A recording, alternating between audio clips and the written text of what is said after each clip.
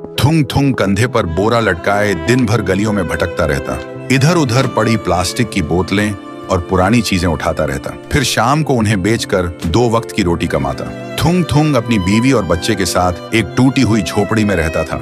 गरीबी इतनी थी कि कभी कभी नमक रोटी भी नसीब नहीं होती थी। भूख मिटाने के लिए पेड़ों के पत्तों का सहारा लेना पड़ता। फिर भी थुंग थुंग ने कभी चोरी का सहारा नहीं लिया। एक दिन थुंग थुंग थका हारा श्मशान के पास बैठा था। शाम ढल चुकी थी और हवा में जले हुए लकड़ों की बू थी। तभी उसे मिट्टी के नीचे से हल्की सी रोशनी चमकती दिखी। वह धीरे से उठा और मिट्टी खोदने लगा। कुछ ही देर में उसे जमीन के अंदर से एक पुराना सा लोहे का घंटी वाला दिया मिला। जैसे ही उसने उसे उठाया, एक भारी आवाज गूंजी, जो भी इस दिए को जगाएगा उसकी हर इच्छा पूरी होगी, लेकिन बदले में उसकी सबसे प्यारी चीज चली जाएगी।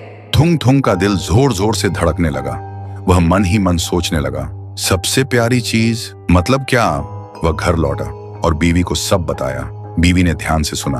उसकी आंखों में डर भी था और थोड़ी सी उम्मीद भी। फिर बोली, 3 दिन से बच्चा भूखा है, क्यों ना पहले खाना मांग ले। थुंग थुंग ने कांपते हाथों से दिया जलाया और धीरे से बोला, हे दिए, मेरे भूखे बच्चे के लिए अनाज दे दो, बस पेट भर खाना दे दो। अचानक पूरी झोपड़ी अनाज और रोटियों से भर गई। बीवी खुशी से रो पड़ी। लेकिन उसी रात थुंग थुंग ने देखा उसका बच्चा चुपचाप कोने में बैठा है और उसे पहचान नहीं रहा। सुबह तक बेटा उसका नाम भूल चुका था।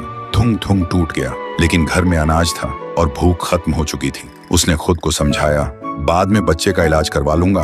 फिर उसने सोचा, एक और बार इस्तेमाल कर लेता हूँ। इस बार उसने मांगा, हे दिए, पक्का मकान और दुकान दे दो। पलक झपकते ही टूटी झोपड़ी की जगह एक सुंदर पक्का घर बन गया और बगल में भरी हुई दुकान खड़ी थी।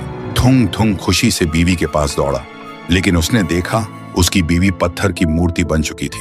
थुंग थुंग चीखता रहा, रोता रहा और कोने में रखा वह दिया हंसता रहा, क्योंकि शर्त वही थी, हर बार सबसे प्यारी चीज खोना। अब थुंग थुंग के पास बड़ा घर था, पर वह पूरी तरह अकेला पड़ गया था। वह रोते हुए पत्थर बनी बीवी को गले लगाकर बोला, मुझे ये अमीरी जिंदगी नहीं चाहिए। मेरी बीवी और बच्चे को पहले जैसा कर दे, भले ही हम भूखे रहें। दिए की हंसी अचानक रुक गई। एक तेज रोशनी हुई।